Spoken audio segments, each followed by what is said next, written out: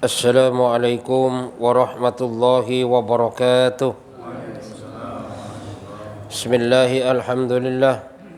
Wala hawla wala quwata illa billahil aliyyil azim. Ashhadu an la ilaha illallah wahdahu la syarika lah. Wa ashhadu anna Muhammadan abduhu wa rasuluh la nabiyya ba'dah. Allahumma salli wa sallim wa barik ala sayyidina Muhammadin wa ala alihi wa sahbihi ajma'in, amma ba'du. Yang kami hormati para ulama, para ustadz, hadirin hadirat, bapak-bapak, ibu-ibu yang dimuliakan Allah Subhanahu wa taala. Alhamdulillah, Allah Subhanahu wa taala masih memberikan kesempatan kepada kita, masih memberikan kekuatan kepada kita, masih memberikan kemudahan kepada kita, sehingga kita masih bisa melaksanakan sholat maghrib secara berjamaah. Kita lanjutkan dengan majelis taklim. Ini semata-mata karena hidayah dan kekuatan daripada Allah Subhanahu wa taala. Maka mudah-mudahan seluruh ibadah yang kita lakukan diterima oleh Allah Subhanahu wa taala, menjadi sebab dosa kita diampunin oleh Allah, menjadi sebab selamat daripada api neraka dan masuk surga tanpa dihisab oleh Allah Subhanahu wa taala. Kita lanjutkan kajian kita. Bismillahirrahmanirrahim. Qala musannifur rahimakumullah. Warawal Hasan Basri rahimahullahu ta'ala anin Nabi sallallahu alaihi wasallam annahu qala lamma habatallahu azza wa jalla iblis alaihi la'nah qala fa bi'izzatika inni la ufariqu ibna adam hatta tafaraqa ruhu jasadahu. Hasan Basri meriwayatkan bahwasanya Rasulullah sallallahu alaihi wasallam bersabda, di saat Allah Subhanahu wa taala mengusir iblis dari surga, iblis dilaknat oleh Allah Subhanahu wa taala karena kesombongannya, karena tidak mau taat kepada perintah Allah Subhanahu wa taala. Maka di saat diusir dari surga, iblis mengatakan gini, bi'izzatika, dengan kemuliaanmu ya Allah, inni la ufariqu ibna adam hatta tafaraqa ruhu jasadahu. Ini merupakan satu sumpah dan tekad daripada iblis laknatullah alaih, bahwasanya kata iblis, saya tidak akan berpisah daripada Adam sampai akhirnya rohnya berpisah daripada jasad. Ini sumpah daripada iblis. Artinya iblis ini tidak akan berpisah daripada manusia, akan selalu menggoda manusia dimanapun dia berada, dengan berbagai macam cara. Sampai kapan? Sampai akhirnya manusia ini meninggal dunia, sampai akhirnya rohnya ini berpisah daripada jasad. Itu merupakan sumpah daripada iblis. Makanya iblis ini semangat sekali dalam menggoda manusia. Dengan sumpahnya tadi, bahwasanya semua manusia mau digelincirkan, siapapun dia. Artinya semakin orang itu berpotensi, semakin tinggi yang menggodanya. Pendek kata, seluruh manusia digelincirkan daripada jalan Allah, digelincirkan daripada agama, agar supaya menjadi temannya di nerakanya Allah Subhanahu wa taala. Sampai akhirnya meninggal dunia baru enggak digoda lagi oleh iblis. Tapi di saat seseorang mau meninggal dunia, lagi ngap-ngapan misalnya, wah, iblis itu datangnya dengan berbagai macam cara, Pak. Ada keterangan dalam kitab Daqaiqul Akhbar bahwasanya di saat seseorang itu sakaratul maut, maka iblis ini datang. Ada juga datang berupa ibunya, berupa bapaknya, berupa gurunya, atau bahkan berupa siapa yang disegenin, dan dalam keadaan sangat haus sekali. Maka pada saat itu iblis bawa satu gelas minuman, diiming-imingkan sama iblis. Kalau praktek gini, Pak, jadi lagi orang haus diginin, Pak, diiming-iming. Supaya apa? Supaya orang itu tertarik. Apa kata iblis? udahlah kamu ucapkan Isa itu anak Allah, nanti saya kasih kamu minuman. Atau bahkan ucapkan saja bahwasanya Tuhan itu 3, nanti kamu saya kasih minuman. Nah makanya pada saat itu taruhannya iman. Di saat orang imannya lemah, maka dia memilih daripada bujukan iblis. Maka dikatakan bahwasanya oh ya Nabi Isa anak Allah. Tiba-tiba nggak dikasih juga oleh iblis. Yang namanya iblis kan tukang tipu, Pak. Itu iblis tuh. Ya. Makanya dengan berbagai macam cara, terutama di saat sakaratul maut, itu berbagai macam cara digoda agar supaya imannya lepas daripada dirinya. Bahkan termasuk Barsisa. Barsisa ini ulama yang besar di zaman Bani Israel, yang santrinya saja 60.000 yamsuna fil hawa. Santrinya bisa terbang, gimana gurunya tuh? Coba bayangkan, santrinya bisa terbang apalagi gurunya. Tapi ternyata Barsisa itu di saat mau meninggal dunianya menyembah iblis juga. Apa tipu daya iblis? Di saat Barsisa itu sudah dikepung oleh masyarakat, mau dibunuh Barsisa karena sudah melakukan kesalahan. Kesalahan apa? Mabok, setelah itu berzina, setelah itu membunuh orang. Udah dimasak di Barsisa. Maka pada saat itu iblis datang. Kalau kamu mau nyembah saya, kamu saya tolong, kata iblis tuh. Tapi di saat kamu nggak mau nyembah saya nggak mau nolong, biarkan digebukin orang. Yang akhirnya pada saat itu Barsisa tunduk kepada iblis, nyembah kepada iblis. Di saat nyembah kepada iblis, pada saat itulah nyawanya ditarik oleh malaikat Israel, diserahkan kepada Allah Subhanahu wa taala. Artinya apa? Barsisa seorang ulama besar berakhir dengan tragis, mati tidak membawa iman kepada Allah Subhanahu wa taala. Jadi tipu daya iblis. Itu sumpahnya. Makanya iblis semangat sekali. Saking semangatnya iblis, maka kalau kita lihat sekarang itu kerja iblis itu sudah berhasil lah di mana-mana. Bagaimana cara mengukur keberhasilan? Gampang, Pak. Misalnya satu RT ada 200 orang Islam misalnya. Dari 200 itu yang sholat berapa orang, itu aja dah. Dari yang sholat yang ke masjid itu berapa orang? Dari yang ke masjid yang 5 waktu ke masjid itu berapa orang aktif 5 waktu? Dari yang 5 waktu ke masjid, kira-kira berapa orang yang memikirkan agar supaya orang lain juga memakmurkan masjid? Maka di sini sudah kelihatan bagaimana berhasilnya daripada kerja iblis. Karena sudah bersumpah kepada Allah, pokoknya selama masih ada rohnya manusia, nggak akan lepas daripada yang namanya iblis laknatullah alaih. Bermacam-macam. Ada yang digoda dengan kekayaan sehingga tergoda. Bukan orang miskin, orang kaya. Orang kaya digoda dengan kekayaan, masih ngikut juga. Padahal hartanya itu, Pak, kalau dimakan 7 turun kagak habis, masih juga terlena dengan godaan iblis. Ada digoda dengan wanita, macam-macam.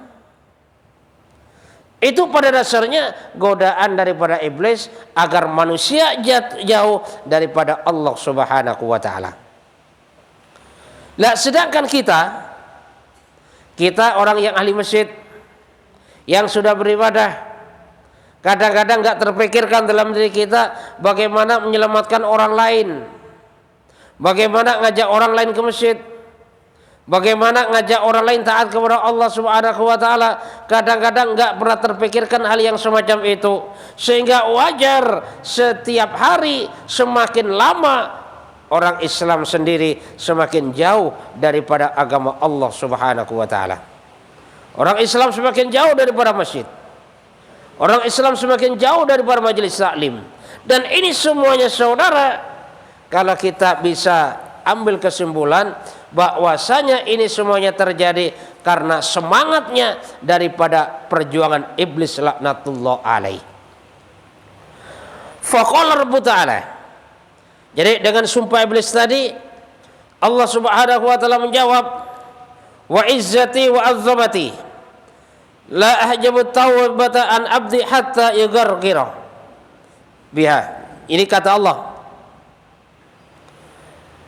bahwasanya demi kemuliaanku dan demi keagunganku, saya tidak akan menghalangi daripada taubat hambaku sampai akhirnya nyawa sampai di tenggorokan. Ini jawaban Allah kepada sumpah iblis tadi. Iblis bersumpah akan menggoda manusia selagi rohnya masih di jasad dengan berbagai macam cara. Allah jawab, demi kemuliaanku dan keagunganku, bahwasanya siapapun yang bertobat, bagaimanapun besarnya dosanya, kalau dia bertobat selagi nyawa belum ditenggorokan, maka tobatnya aku terima, kata Allah Subhanahu wa taala. Ini merupakan satu kemurahan daripada Allah. Cuman yang jadi permasalahan, Pak, kadang-kadang orang mau tobat ini berat. Yang terjadi kadang-kadang tobat dientar-entarin. Entar biar agak tuaan dikit. Iya kalau nyampe tua, kalau enggak. Entar kalau sudah kaya, iya kalau nyampe kaya, kalau enggak. Banyak terjadi di kalangan orang Islam sendiri, taubat itu dientar-entarin. Dia merasa hidupnya masih lama. Dia merasa umurnya masih panjang. Sehingga kalau punya perasaan yang semacam itu, maka perasaan yang semacam itu bisa menghalangi daripada taubat kepada Allah Subhanahu wa taala. Sehingga apa? Sehingga walaupun sudah tua tapi tidak terpikirkan untuk bertobat kepada Allah Subhanahu wa taala. Nah, kalau orang sudah enggak mikirin daripada taubat, tanpa disadarin orang yang semacam itu sudah terperangkap oleh iblis laknatullah alaih. Sehingga apa? Sehingga sampai tua enggak pernah bertobat. Sampai tua enggak pernah terpikir bagaimana sholat. Sampai tua enggak terpikir bagaimana baca Quran. Sampai tua enggak terpikir bagaimana sholat berjamaah. Sampai tua enggak terpikir bagaimana duduk majelis taklim. Dan ini semuanya terjadi karena jebakan daripada iblis laknatullah alaih. Maka dengan adanya hal yang demikian ini sebagai pelajaran bagi kita. Jangan sampai dalam kehidupan kita itu terjebak oleh rayuan dan tipu daya iblis laknatullah alaih. Maka dengan demikian, bagaimanapun banyaknya dosa kita, kita belajar perbanyak istighfar kepada Allah Subhanahu wa taala. Makanya Rasulullah sallallahu alaihi wasallam pernah bersabda yang bersumber daripada Abu Bakar Siddiq radhiyallahu an, "Ma min abdin yadhnubu dzanban fayatawadda'u fa yusalli wudu'a wa yusalli rak'atain wa astaghfirullah illa ghafarallahu lahu." Bahwasanya seorang hamba yang berdosa, seorang hamba melakukan dosa, kemudian wudu, fa yusalli wudu'a, memperbaiki wudu. Dia wudu, memperbaiki wudu. Bukan hanya wudu saja, dia wudu memperbaiki wudu. Bagaimana sunnah-sunnah wudu dijalanin, bagaimana makruhnya wudu ditinggalkan. Pendek kata, wudu dilaksanakan sesuai dengan sunnah daripada Rasulullah sallallahu alaihi wasallam. Dia pakai siwak, istinjanya pun dijaga. Pendek kata, wudunya diperbaiki. Lah kalau ada hamba yang semacam itu, wa yusalli rak'atain, kemudian salat 2 rakaat, kemudian istighfar kepada Allah Subhanahu wa taala, maka Allah Subhanahu wa taala akan mengampunin daripada dosa-dosanya. Ini itu jika melakukan dosa, berwudu dengan memperbaiki wudu, salat 2 rakaat, beristighfar kepada Allah Subhanahu wa taala, maka dosa-dosanya akan diampunin oleh Allah Subhanahu wa taala. Summa tala hadhil ayat, wa may ya'mal su'an ayadlim nafsahu summa yaghfirillah yajidillahu ghafurur rahimah. Maka setelah itu Rasulullah SAW membaca satu ayat, barang siapa yang berbuat keburukan atau zalim pada dirinya, kemudian istighfar kepada Allah Subhanahu wa taala, maka akan mendapatkan Allah Subhanahu wa taala dalam keadaan mengampunin, dan Allah Subhanahu wa taala Maha Pengasih. Ini ayat yang dibaca oleh Rasulullah SAW setelah menyampaikan sabdanya, yaitu seorang hamba yang melakukan dosa, kemudian wudhu, memperbaiki wudhunya, sholat 2 rakaat, beristighfar, maka dosa-dosanya akan diampunin oleh Allah Subhanahu wa taala. Wa fil riwayatin tala hadhil ayat. Dan satu riwayat Rasulullah sallallahu alaihi wasallam membaca ini ayat, walladzina idza fa'alu fahishatan aw zalamu anfusahum dzakarullaha fastaghfiru lidzunubihim wa may yaghfiru dzunuba illallah wa lam yusirru ala ma fa'alu wa hum ya'lamun. Ulaika jazaohum maghfiratun min rabbihim wa jannatun tajri min tahtiha al-anharu khalidina fiha wa ni'ma ajrul 'amilin. Jadi satu riwayat menceritakan bahwasanya dibaca ayat oleh Allah oleh Rasulullah sallallahu alaihi wasallam adalah walladzina idza fa'alu fahishatan aw zalamu anfusahum. Orang-orang yang berbuat perbuatan maksiat atau perbuatan keji atau zalim pada dirinya, apa yang dibuat?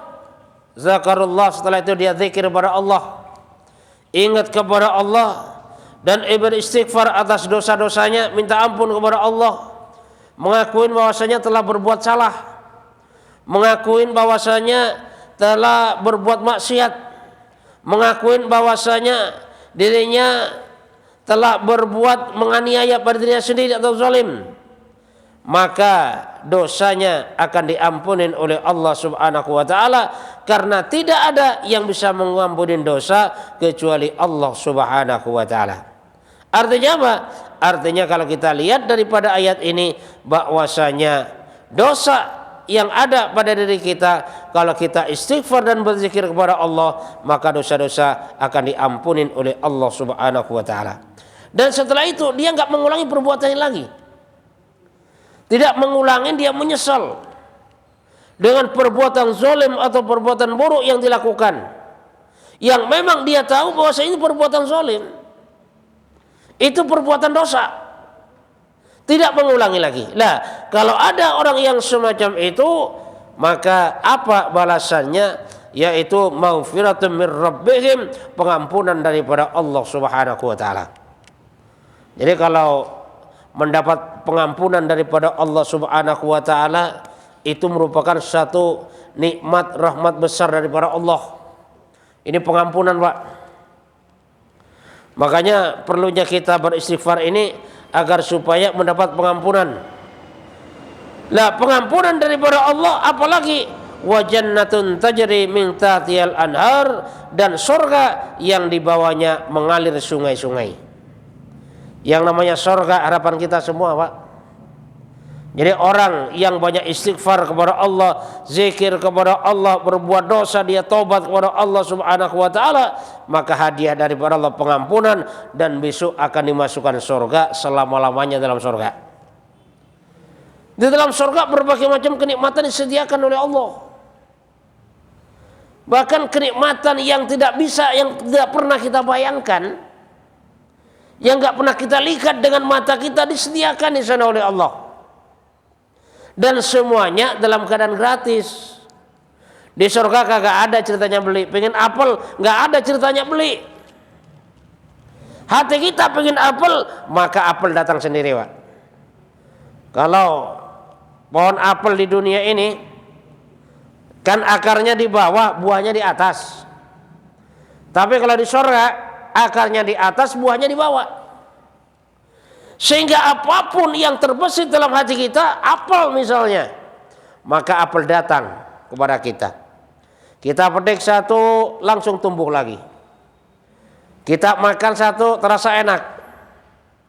2, semakin enak. 3, semakin enak. Pendek kata, semakin kita makan semakin enak.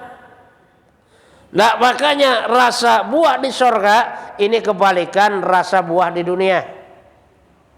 Walaupun namanya sama, pisang misalnya, beda pisang di surga dengan pisang di dunia. Anggur misalnya, beda anggur di dunia dengan anggur di surga. Kenapa? Karena kalau buah di dunia semakin dimakan semakin gak enak. Itu buah di dunia tuh. Kalau nggak percaya buktikan. Misalnya orang sukanya pisang Ambon. Misalnya, kalau sudah makan pisang Ambon seneng banget. Coba dah, kasih 10 biji, suruh makan kagak kuat dia. Kenapa? Karena yang namanya buah di dunia semakin dimakan rasanya semakin gak enak. Tapi kalau buah di sorga semakin dimakan rasanya semakin enak. Itu bedanya. Jadi kalau makanan dunia semakin dimakan semakin gak enak, tapi kalau makanan di sorga semakin dimakan semakin enak. Semakin dimakan semakin nikmat. Itulah buah di sorga. Berbagai macam fasilitas diberikan oleh Allah Subhanahu wa taala. Istri diberikan oleh Allah. Kalau memang istrinya soleh di dunia, kumpul di sorga oleh Allah, dikumpulkan oleh Allah dalam sorga. Itulah yang disebut dengan istri yang sebenarnya. Di dunia jadi istri sampai ke surga. Kenapa? Karena amalannya sama. Sehingga suaminya masuk surga, istrinya pun juga masuk surga. Sehingga walaupun sekarang udah tua, udah nenek-nenek misalnya masuk surga, Pak, Masya Allah jadi muda lagi tuh. Walaupun sekarang sudah kakek-kakek, masuk surga muda lagi tuh. Umurnya berapa? 33 tahun. Lah umur 33 tahun itu kan umur kuat-kuatnya orang itu, Pak. Coba bayangkan. Semuanya di surga nikmat. Bahkan yang misalnya di dunia jelek nggak usah khawatir. Karena besok masuk surga, misalnya ada perempuan jelek banget di dunia. Pokoknya kagak ada yang mau ngelirik dah. Tapi dia taat pada Allah, wanita soleha di dalam surga menjadi bidadari yang sangat cantik. Jadi ratu bidadari. Sehingga tetangganya pun bisa kagak ngenalin. Misalnya ditanya, Bapak gak kenal sama saya? Siapa? Oh saya kan isi itu Pak, tetangga Bapak. Loh kamu kok beda banget? Dulu waktu jadi tetanggaan di dunia kamu hitam. Udah hitam gendut sekarang, Masya Allah kamu begitu cantik. Begitu molek, begitu mempesona. Udah berubah semuanya. Yang waktu di dunia kagak tertarik, di surga jadi tertarik gitu, Pak. Semakin hari semakin cantik. Makanya besok di surga ini ada satu pasar hari Jumat.